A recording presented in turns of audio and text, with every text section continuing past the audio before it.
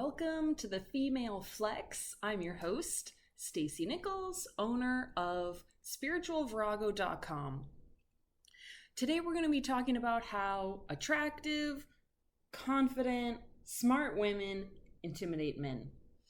One of the things that always just really summarizes this whole topic for me is a song by the independent rapper Immortal Technique.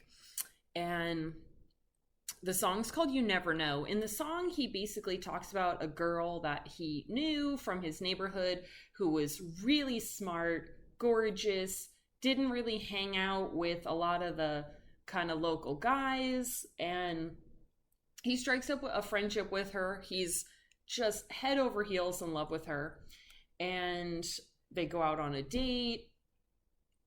Everything's great, but he ends up going away to prison, and they're away for a few years and not in touch.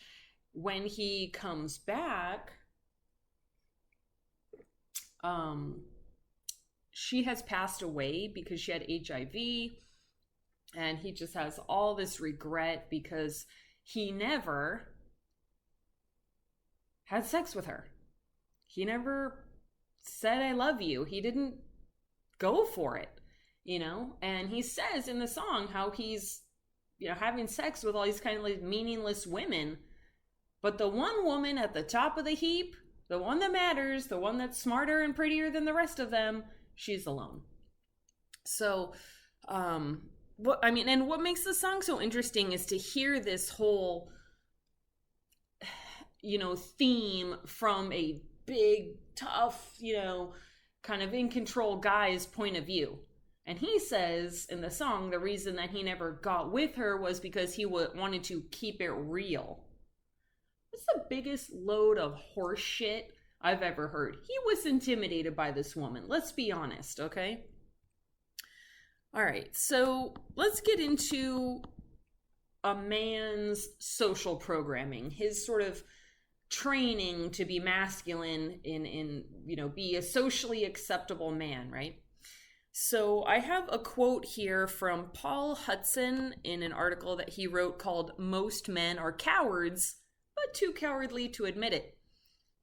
He says, men set ridiculous and stupid expectations for themselves and then do all they can to hide their inability to live up to them.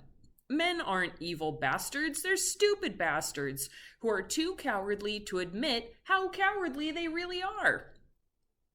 When did fear become a bad thing? When was it that we decided that the most basic of evolutionary traits was something that was to be overcome and avoided? Instead of being seen as advantageous, fear in men is believed to be a weakness. The backwards way of thinking is the reason why the world is constantly in a state of war. Wow, quite a quote from Paul Hudson there. In other words, men, it would be better for a man to take on challenges that never actually make him scared.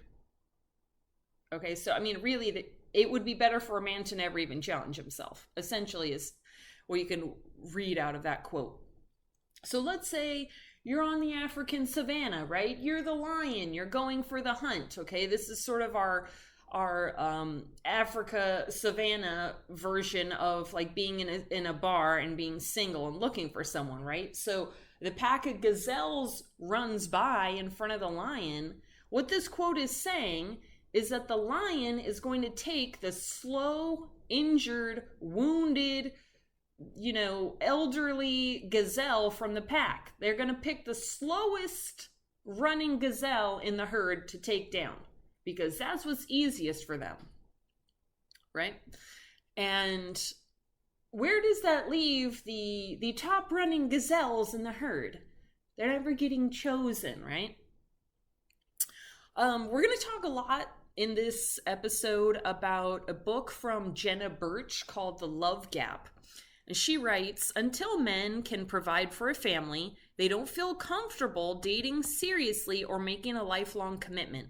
And no matter how much men say they want an equal partner, a woman who is smart and independent, studies find that such women often make men feel emasculated or inferior. And Birch, in an article in the Washington Post, she also said there's a lot of survey data that said men were really into these smart career women. But I looked around at who was struggling with dating, and they tended to be that type. If this type of woman is the dream girl, then why are they having so many problems? Okay, so really what she's saying is she talks about this psychological concept called psychological distance. And basically what that means is something looks really great on paper. Of course I want, a smart, educated, physically fit, high achieving mate. Of course I want that. Who wouldn't want that? Well, when a man is actually face to face with this woman, it's not attractive in reality anymore. I mean, the depth of this, I could go on for hours. I mean, literally, we've got rape culture going on. It's so much more than just toxic masculinity or fragile masculinity, whatever you want to call it. There's a lot to flesh out here. And in Immortal Technique's song, he refers to this girl as a disciplined intellectual beauty. I mean, really, I feel like if you go on a dating app, that's what you see over and over again. Men claiming that they want. But you look at who, is actually going out on the dates here, and it's not always these top dogs. It's a lot of times just whoever was available on short notice. You know what I mean? Okay, so we're going to talk about the Madonna whore complex, because I think this has a huge impact on this topic as well. If you're not familiar with the Madonna whore complex,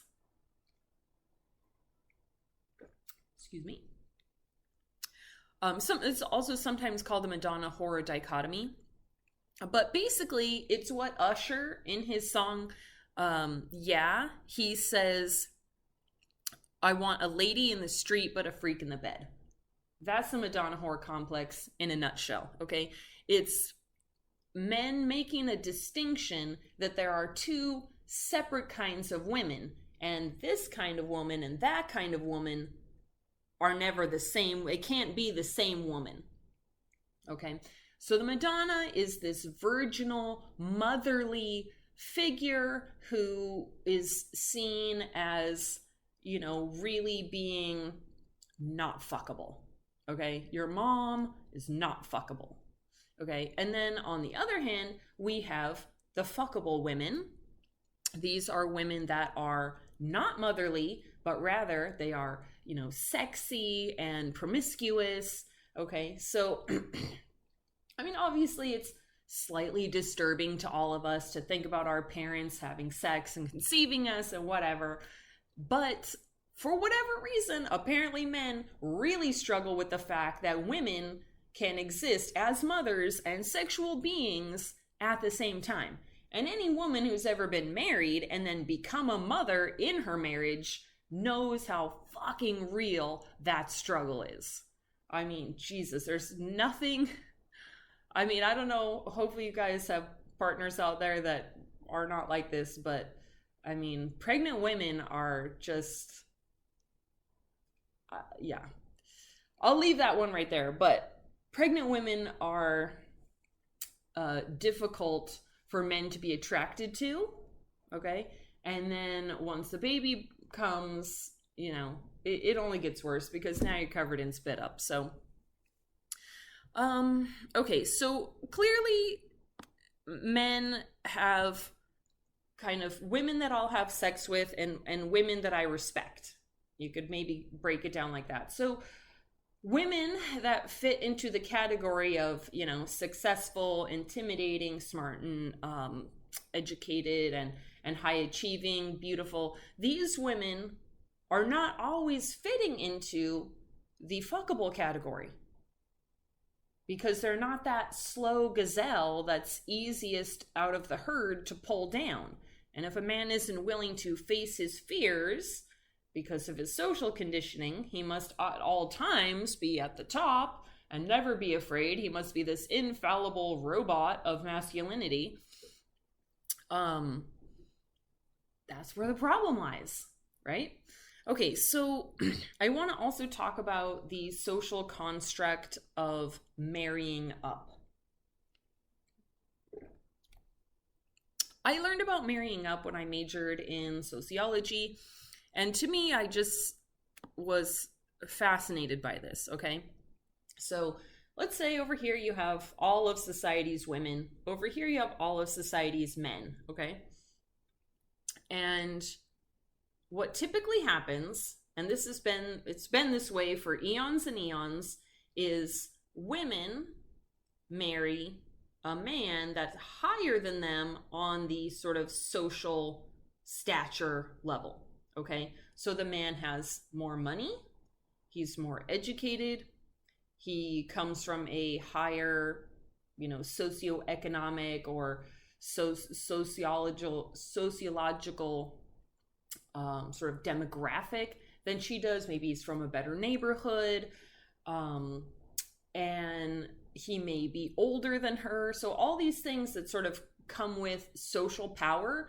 What typically happens is a woman has less social power and she marries a man with more social power. So if you're looking at this like two kind of rails like I'm holding up, what happens is the women at the top, they don't ever get married, because if they're trying to marry up, there's nobody up to go. They're already at the top. They would have to marry across, and the men across from them have already married down to less educated, younger, less socially powerful women. That also leaves the men at the bottom available, right? Because women are marrying up. They're marrying up over the heads of these guys that, only have high school diplomas, in and out of jail, young, and so on, okay? So one of the things that I think is clearly wrapped up in this is the fact that, we all know these high power, successful, educated, smart, high achieving women that are dating, what most people would consider to be men who are well below them, like, quote, losers. Well, who's available? Okay, all these people in the middle are married to each other. So we have the high achieving women and the bottom rung of men available. Now, the other thing with the bottom rung of men is, what do they really have to lose by going after one of the fastest gazelles in the herd? What does that man have to lose? Absolutely nothing. He's not expecting anything. This woman hasn't been hit on all night at the bar, and this is the only guy that comes over? Yeah, she's going to be like, okay, yeah, you can buy me a drink, right? So the other thing, of course, is a lot of these guys are, narcissists and abusive. And because the high achieving women are, hardworking and they have kind of a go-getter attitude, they can easily approach a man like this as a, quote, fixer-upper. Oh, well, I'll wait until he gets a job. That's fine. I'm patient. Like, look at all the qualities that got her, for example, to the top of the corporate ladder. She's used to having to kind of wait out deals like this, right? Whereas, if I'm on this level of the social ladder of women, I need a man to help me pay for my kids and my rent right now. So no, I'm not going to be willing to take a guy who just graduated, doesn't have a job yet. Okay, you see how that works? What else? So I want to talk also, I have a great quote here from Bobby Palmer of Date Like a Grown-Up, and he told HuffPost, "These pathologically self-centered guys want a strong woman who has a lot to give. These types of men look for women who can constantly stroke their surprisingly fragile egos. They also want someone steady and strong they can count on to take care of them, particularly someone empathetic to attend to their childlike needs. and someone smart who they can't prove they're even smarter. Who they can prove they're even smarter. They also tend to want a self-sufficient woman so they don't actually have to take care of her. Okay, so alpha males are not dating alpha females. That's what we've come to know. So if you find yourself in the position of being an alpha female, what do you do? Okay. Let's talk a little bit about Sex and the City. For the entire duration of the show, we have all these alpha females dating potential alpha males, and it's not working out. We start getting to the last season. What happens? Charlotte, who's been probably the most picky of all the women, falls in love with a guy who is nothing that she has spent the entire show looking for. He's short, he's bald, she refers to him as crass, she's chastising his manners and whatever in public. Oh, you've got food on your face, and you need to wax your back, right?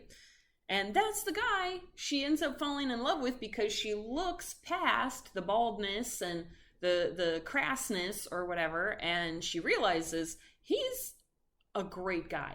And really, of all the guys on the show, probably is the best partner of all. So we have that transition for Charlotte. For Samantha, she's spent the majority of the show with, having sort of casual sex with other alpha business owners and whatever, alpha males, like Richard Wright. In the end, she finds herself developing a long-term relationship and loving feelings for a guy who is like 25 years old, has no career. He, at the time when they meet, is a part-time waiter and caterer.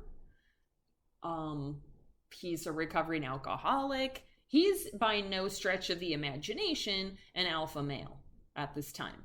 Now, after Samantha works PR magic on him, he becomes an alpha male. She turns him into a movie star. But again, her trajectory did not look like what she thought it would look like. Okay, now let's talk about Miranda. Same thing with Miranda. She graduated from Harvard Law School in the top of her class. She's a super high-powered woman, and she's very interested in a certain type of guy. She meets Steve, and all he's doing at the time is working as a bartender. Again, someone that should be just completely off of her dating radar, right? But they have casual sex, they get involved, she finds out he's actually a really great guy, falls in love with him, and exactly like what happens in Samantha's case, he decides to start his own bar. So now he's a business owner, still a bartender, but now he owns a bar. So now he's sort of socially acceptable for Miranda to actually get married with, right? So what happens to all these women on Sex and the City, and I'll talk about Carrie in a minute, is really what the path looks like in reality for the rest of us alpha women, okay? So we need to kind of open up our minds to the fact that maybe the right guy is the one serving our dinner, or is the one serving our drink, or is the one sweating on our divorce papers or whatever. So let's talk about Carrie, because this is a fictional show, but there's some extra fiction on Carrie's trajectory here with Mr. Big. Clearly what happens to her with like Aiden, or even with, I wanted to say Tchaikovsky, with Petrovsky, these are, to me, a little bit more realistic pictures. But if you want to spend Carrie and Big date for 10 years before they get married. Of course, a zillion breakups in there, other relationships for both of them. He was actually married to someone else during this time. So if you're willing to or if you have that kind of patience to wait for a guy that you're feeling that spark with to finally, after 10 years, fly to Paris and rescue you and say, oh, I've realized you're the one and I love you. Oh, and by the way, he has to have like coronary bypass surgery to have like a come to Jesus moment before he realizes. Okay, that's all the steps that were necessary for Big to pull his head out of his ass. Nevertheless, if you have that kind of patience, or if that's the timeline that's acceptable to you, you can go the route of Carrie and hold out for your alpha male. Let's talk a little bit about, there's a really great book. I'm sure you guys have all heard of Men Are From Mars, Women Are From Venus, but I really like the book in his series called Mars and Venus on a Date. And this book has really been like a dating Bible for me. There's definitely a lot of reference to traditional gender roles in here. So this book may not work for everyone, but I want to talk a little bit about something that he lays out, John Gray, the author. He lays out as great advice for women that are on Carrie's path. He says, understand that it's natural for all men to pull away periodically. It's not just you. So if he comes close and then he retreats and then he comes back and then he retreats, the more times he keeps coming back, the more likely he is to be falling in love for real. Uncertainty is normal, natural phase during the dating process, and some men dwell in uncertainty for years. Okay? As Miranda would say, they're like taxis driving around with their lights off, not picking up passengers. A woman must resist the tremendous urge to start pursuing the man when he stops pursuing her. Let him experience the uncertainty, which leads me to our final point from this book. While uncertain men should just focus on one woman at a time to see if he is interested in getting further involved, women who are experiencing dating uncertainty should date around and fill up their time with a variety of different guys to see who is most fulfilling and keep their expectations low. So really, again, talking about Sex and the City, Samantha talks about at one point dating like a man, having sex like a man. Like, really, that's kind of the advice that we're getting from our dating guru, our relationship guru here, John Gray of the Mars and Venus books.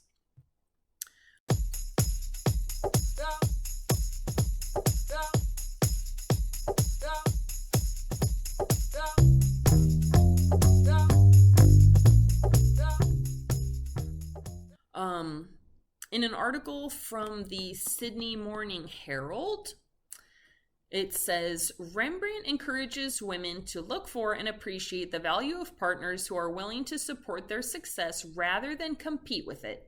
These men may have lower incomes and lower status. And no, this isn't the age-old advice to settle. Settling is when you lower your standards and effectively put your needs second. Finding a man who's going to support your success is putting your needs first. And then also from The Love Gap by Jenna Birch, which I talked about a few minutes ago, she says, there were a lot of women in my book who ended up dating men who all their friends and family said, don't do it. He's not going to put a label on it. He's taking forever. He's so skittish. But a lot of the women learned that they had to be patient and work through it on an individual level with these guys who are putting so much pressure on themselves to provide, which I thought was really great. Interesting stuff. Okay. Now I want to talk about kind of the reality of being a single alpha female. It's fucking hard. It's fucking hard. Because you don't feel like you deserve to settle. And even though this guy is saying it's not really settling, realistically, what the relationships that we see the people around us having are not the relationships available to us. Like, we're not going to have our story tied up with a neat little ribbon and bow and end up with this, white picket fence life. That's not happening. We have the reality of, coming home to what other people might call a fuck boy, coming home to someone that's half our age, has barely just graduated, or maybe he's not even going to school at all, but he's trying, he's doing a startup or whatever. I mean, these are huge risks that we're being asked to take if we want to be involved with someone. And I think the other thing that's really apparent here is a lot of the traditional dating advice just doesn't apply to women that intimidate men. It doesn't. Like, again, going back to Sex and the City, they have that whole he's just not that into you concept, which really became like a social movement. I mean, I have the freaking book sitting on my shelf, 3 feet away right now. But the problem with he's just not that into you, I mean, clearly this is generic advice that was created by, a writer of a hit show, not by a dating expert or anything, but he's just not that into you type of behavior, like not getting a second call back, not showing up for a date, telling me you want to go out but then not making a time or a place, etc. Those types of behaviors to me generally indicate that the guy actually does like me but is intimidated by me. Because in my experience, if a guy isn't interested, he'll still try to have sex with me before he heads out. If he is interested, he'll be too fucking nervous to try and have sex with me, and he'll peter out anyway. So either way, you know what I'm saying? So the only type of people that are available for alpha women to have sex with are people that don't really like you. Maybe they're married, maybe they're just way too young, maybe they got issues, whatever it is. And for me, that's very disheartening. Like, on a human level, people need, love and sex the way that they need air and food and shelter. And it's not bad or wrong to want that. And I feel like from a law of attraction point of view, it kind of bothers me. The law of attraction is not 100%. Please tell me why innocent babies are being born with cancer. They weren't sitting in their mother's womb thinking negative thoughts and, oh shit, now look what I did. I made myself sick. No, like, shit happens. And I think alpha women remaining single is a real testament to that.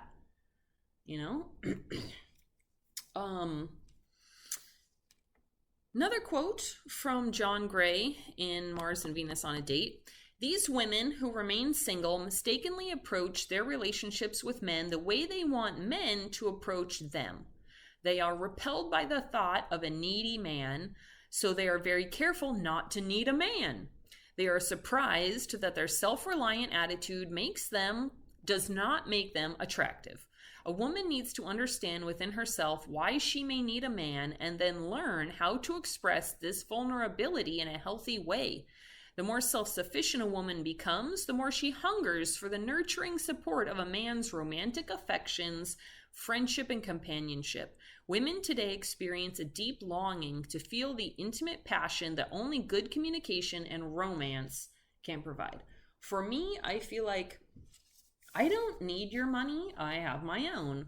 I don't need your support with my child or whatever. I've been a single mom for 9 years now. I, gave birth by myself. I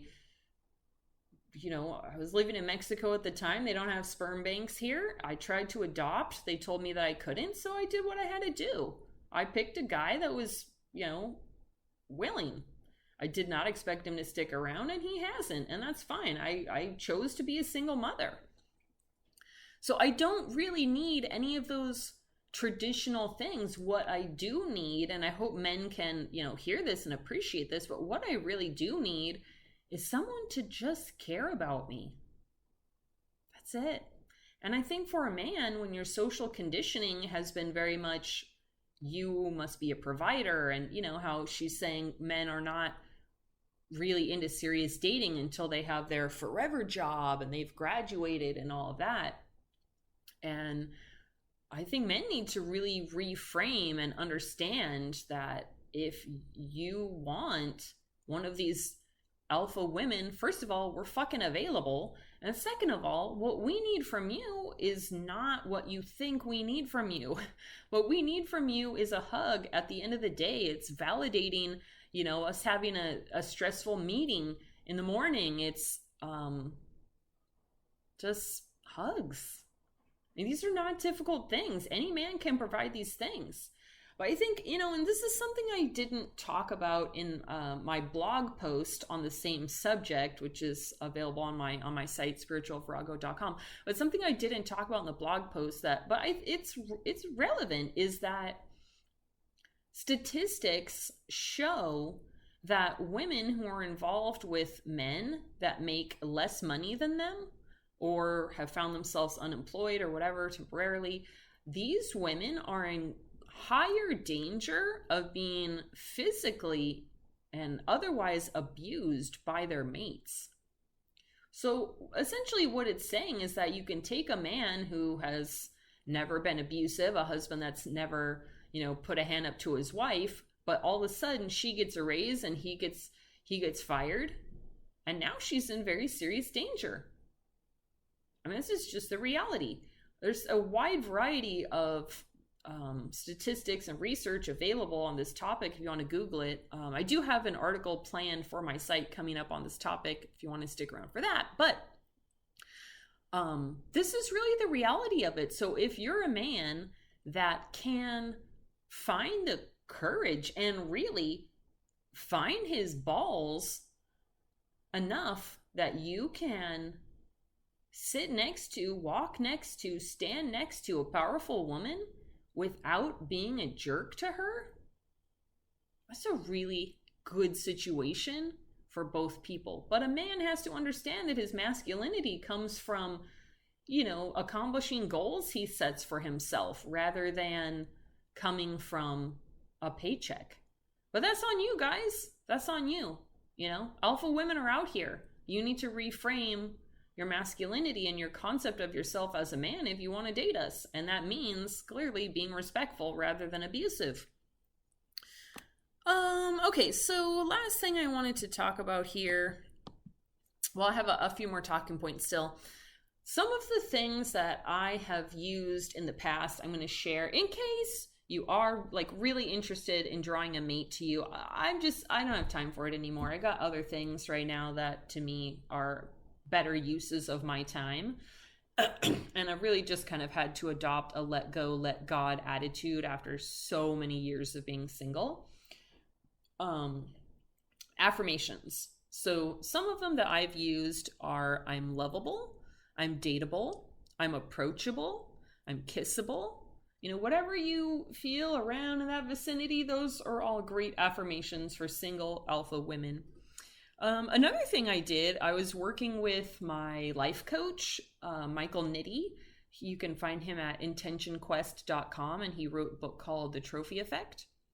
But we were talking about his book, The Trophy Effect, one day, and after we hung up, I just got this idea to give myself a trophy for intimidating men, because it was something that when we had originally started our coaching call, I was, bitching about. I'm like, oh my God, this great millionaire guy who's older than me, so he shouldn't be as intimidated, and he just appeared on the cover of Men's Fitness magazine. Okay, this guy should not be intimidated by me at all. And yet here we are with the same shit I'm having with 20-year-old casual sex guy. Same fucking problem, where he has invited me on a date, he's given specific details, and then it never happens. And he basically gets this convenient amnesia, oh, yeah, so well, I'm here now, and okay. So on my Instagram, I gave myself a trophy for being the MVP of intimidating men. It's accompanied by a humorous acceptance speech, and you can see that on the blog post here if you want to take a look. All right, let's wrap back around to another quote from Jenna Birch's book, The Love Gap. She says to women, "Don't get a complex. I want to arm single women with that knowledge of the pressures that men feel so that they can be patient, so that they could know it was not about them, that it wasn't personal. A lot of times when a man says, I don't know if I can commit, women are told, oh, he's just not that into you. That if you were the right person, he would commit. And I do not find that. I have several friends whose long-term partners or husbands said the same thing to them as they were dating. And a lot of friends and family did say, you need to throw him away. He's not going to do it. And they said, I see such potential in this guy that I'm going to take the risk. I'm going to wait for him and see if he can figure out how to build a relationship. A lot of these guys did over time. That was my big advice on relating for women, to have this kind of empathy. So again, the trajectory, I think, for alpha women trying to date, we're told you go on the date first and you flirt. Then later, once you're in a sort of committed position, then you have sex. You hold out on the sex. But I think in reality, for alpha women, if you're going to really hook a man in, you have to put sex way further up on the timeline. But as a woman, you have to understand that it's that kind of dangling bait in front of him sex rather than making love. And if you're not really honest with yourself about what kind of, quote, hookup that is, it's really going to hurt you. So you have to be honest with yourself. And it is difficult. It is a gray area. But in modern times, like, this is a hookup culture. This is the world we're living in. Dating apps and all of that. This is a hookup culture. People aren't seeing each other from across the room and developing an infatuation and then flirting at work for months. No, they're on an app, scanning through people for instant gratification. This is just the modern reality of it. So I don't think you should be feeling guilty if you're finding that, you need to have sex with guys sooner than you normally would want to, or ideally what, would be your preference. These are the compromises we're making. Men need the carrot, unfortunately. But you need to just be aware of what you're doing. Okay, so finally, I think if we look at this from a kind of bigger picture, from the whole social spectrum, women have been in the workforce, realistically, for like 5 minutes. In the grand scheme of time, we've been in the corporate marketplace for like a speck, right? The evolution of our brains has not caught up. Men are programmed to hunt and pursue. Women, our brain is programmed to flirt and receive. So, the women, if you are watching this and you're considering yourself to be an alpha female, you and me, we're history. We're making this happen. And it's not just that we are making a difference here in our own lives today, but women around the world. Women in Saudi Arabia who just were able to get driver's licenses a fucking heartbeat ago, they're looking at us. They're championing us. We got to keep going. And if one of the, side effects of the progress that we're making for equality between the genders is that some of us are not going to have the traditional picket fence marriage with 2.3 kids in a minivan, okay. That's what it is. We're change makers. Okay, we're pioneers. No one said this was gonna be easy. I want to end with kind of some hopeful things too. So some of the things about marrying up have started to slowly shift, and I think this is really hopeful. Right now, today, 1/3 of women earn more money than their husbands. And as of a few years ago, women on average are now more educated than their husbands. So that marrying up thing, it's starting to change a little bit. So men are now willing to date women that are higher than them rather than lower than them in some regards. Now, obviously, still men are making more money than women on average and so forth, but this is really positive change. I mean, realistically, by the time my daughter or granddaughter's in the workforce, it should be 50-50 as far as women and men making, who's making more money and whatever. So, I mean, this is all, again, we're pioneers here. We're making progress. This is what it looks like. Okay, one final story. I know this episode's gone on super long. When I was in college, I met my first husband. Great guy, by the way. He was getting his master's degree in school counseling while I was wrapping up my BA. And he was 4 years older than me. And I think we were on like maybe our third date or so. And there was a lot of attraction, a lot of emotion going on there. I felt like a very strong connection. We're just hanging out in his room one day and after the date, and he told me, he just looked at me straight in my face and he said, "I'm intimidated by your beauty and intelligence."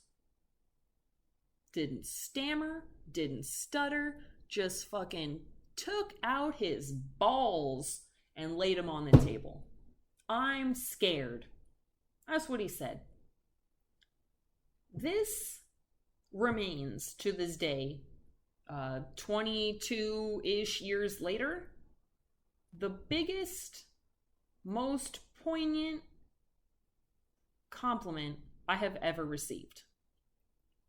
Not just because it came from someone that was attractive and I had a crush on and, was getting his master's and all of that kind of stuff. Not just because of that, but also just because he was in touch enough with himself to realize that that was what was happening.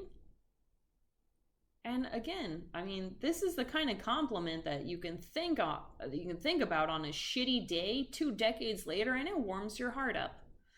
So, circling back around to Immortal Technique's song and him kind of saying like, "Oh, I didn't get with this woman because I want to keep it real." Guys, if you want to keep it real, just tell her that you're intimidated by her beauty and intelligence. That is keeping it real. All right, signing off. Thank you so much for tuning in. This is the Female Flex, and I'm your host, Stacey Nichols, owner of spiritualvirago.com. Have a great day.